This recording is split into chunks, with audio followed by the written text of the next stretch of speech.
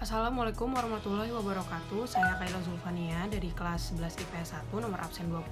Di video ini saya akan menjelaskan deskripsi singkat mengenai Kerajaan Kutai dan Kerajaan Singasari. Yang akan saya bahas pertama di sini adalah Kerajaan Kutai. Kerajaan ini terletak di Muara Kaman, Kalimantan Timur di dekat Kota Tenggarong, tepatnya di hulu Sungai Mahakam. Kerajaan Kutai merupakan kerajaan Hindu tertua di Indonesia. Kerajaan ini diperkirakan muncul pada abad ke-5 Masehi atau kurang lebih sekitar 400 Masehi. Siapa saja raja-raja yang memerintah di Kerajaan Kutai? Ada 21 raja yang memerintah di Kerajaan Kutai. Yang pertama Maharaja Kudungga, yang kedua Maharaja Asmawarman, yang ketiga Maharaja Mulawarman, yang keempat Maharaja Marawijayawarman, yang kelima Maharaja Gajayanawarman, yang keenam Maharaja Tunggawarman, yang ketujuh Maharaja Jayanagawarman, yang kedelapan Maharaja Nalasingawarman, yang kesembilan Maharaja Nalaparana Tunggawarman, yang kesepuluh Maharaja Kadinggawarman Dewa, yang kesebelas Maharaja Indrawarman Dewa, yang kedua-belas Maharaja Sanggawarman Dewa, yang ke-13 Maharaja Chandrawarman, yang ke-14 Maharaja Sri Lanka Dewa Warman, yang ke-15 Maharaja Gunaparana Dewa Warman, yang ke-16 Maharaja Wijayawarman, yang ke-17 Maharaja Sri Aji Dewa Warman, yang ke-18 Maharaja Mulia Putra Warman, yang ke-19 Maharaja Nalapandita Warman, yang ke-20 Maharaja Indra Paruta Dewa Warman, dan yang terakhir Maharaja Dharma Setia Warman. Masa berkembang pesat atau masa kejayaan di Kerajaan Kutai ini. Kehidupan ekonomi dalam masa pemerintahan Raja Mulawarman berkembang sangat pesat, yang dapat dilihat dari aktivitas perekonomiannya. Dalam salah satu prasasti peninggalan Kerajaan Kutai dikatakan bahwa Mulawarman telah banyak menyelenggarakan upacara selamatan emas yang sangat banyak. Kemajuan perekonomiannya tidak berhenti sampai di situ. Bahkan diperkirakan Kerajaan Kutai telah menjalin hubungan perdagangan internasional yang cukup besar. Para saudagar yang melewati jalur perdagangan internasional diperkirakan kerap singgah terlebih dahulu di Kerajaan Kutai. Inilah salah satu alasan kenapa Kerajaan Kutai memiliki kemajuan perekonomian yang pesat hingga mencapai masa kejayaannya. Tak hanya itu, kejayaan ini juga terlihat dari adanya golongan terdidik yang asli dari kasta Ksatria dan Brahmana. Golongan tersebut kemungkinan besar telah berlayar ke India atau pusat-pusat penyebaran agama Hindu di wilayah Asia Tenggara. Selanjutnya adalah runtuhnya Kerajaan Kutai. Penyebab runtuhnya Kerajaan Kutai adalah tewasnya Raja Dharma Setia di tangan Raja Kutai Kartanegara. Raja Dharma Setia menjadi raja terakhir di Kerajaan Kutai. Faktor lainnya adalah terdesaknya kerajaan Hindu-Buddha oleh munculnya kerajaan-kerajaan Islam yang cepat meluas di Indonesia. Selanjutnya adalah bagaimana kehidupan politik di Kerajaan Kutai. Dalam sejarah Kerajaan Kutai, Mulawarman merupakan raja yang paling disegani dan sosoknya yang paling bijaksana dan murah hati. Bahkan Kudungga yang diketahui sebagai leluhurnya bisa dikatakan bukanlah seorang raja, karena dianggap terlalu banyak menggunakan konsep kerajaan yang terbatas hanya pada keluarga raja. Berbeda dengan Mulawarman yang mampu menciptakan stabilitas politik dengan cara melibatkan golongan lainnya dalam kerajaan. Bukti dari kemampuan pemerintahan Mulawarman tertulis dalam salah satu yupa yang menyebutkan Mulawarman adalah raja yang paling berkuasa, kuat, dan bijaksana. Untuk kehidupan ekonominya, tidak diketahui secara pasti, namun berdasarkan salah satu prasasti yang berhasil ditemukan dan diterjemahkan, dikatakan bahwa Raja Mulawarman melaksanakan upacara kurban emas serta memberikan hadiah sebanyak 20.000 ekor sapi kepada kaum Brahmana.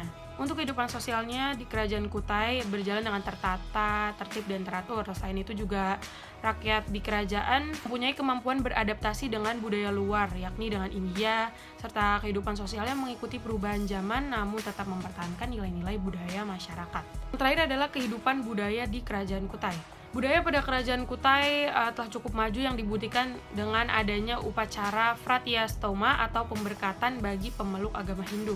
Pemberkatan ini mulai dilaksanakan pada pemerintahan Raja Asmawarman yang dipimpin oleh pendeta dari kaum Brahmana yang berasal dari India. Sedangkan pada masa pemerintahan Raja Mulawarman, kemungkinan besar upacara tersebut dipimpin oleh kaum Brahmana Indonesia.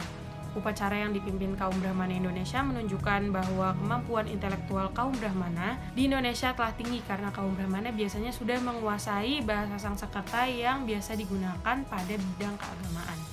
Kerajaan selanjutnya yang kita bahas adalah Kerajaan Singasari. Kerajaan ini merupakan salah satu kerajaan di Jawa Timur, letaknya diperkirakan berada di daerah Singosari atau di sekitar Malang.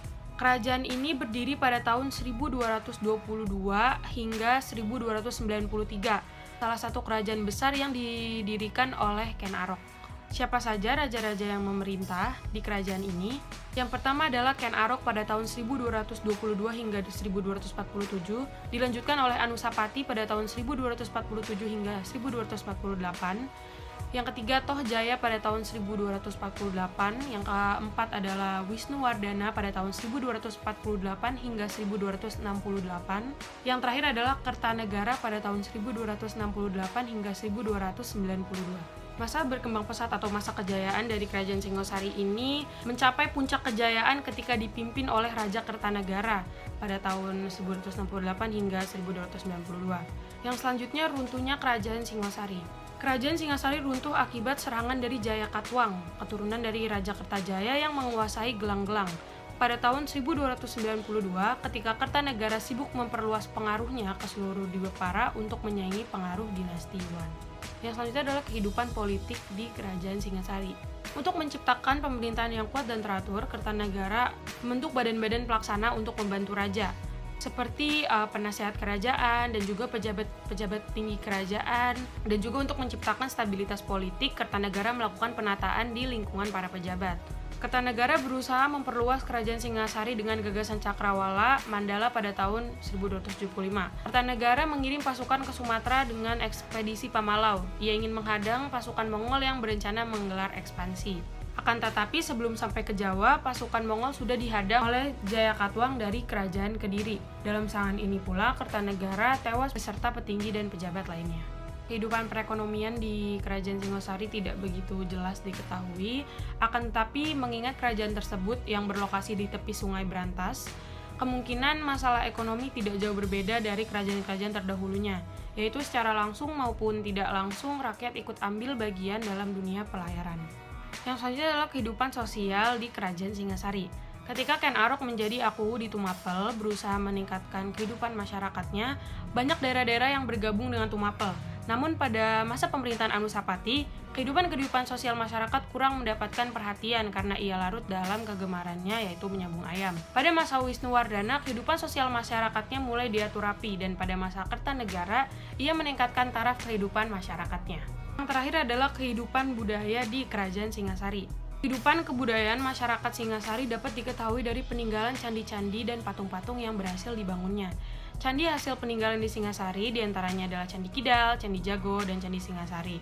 Adapun arca patung hasil peninggalan Kerajaan Singasari, antara lain patung Kendedes, lambang kesempurnaan ilmu, dan patung Kertanegara dalam wujud patung Joko Dolok ditemukan di dekat Surabaya. Dan patung Among Hapasa juga merupakan perwujudan Raja Kertanegara yang dikirim ke Dharmaraya, ibu kota Kerajaan Melayu. Karena perwujudan dua patung ini dinyatakan bahwa Raja Kertanegara menganut agama Buddha beraliran Tantrayana. Terima kasih, sekian dari saya. Mohon maaf apabila ada kesalahan. Wassalamualaikum warahmatullahi wabarakatuh.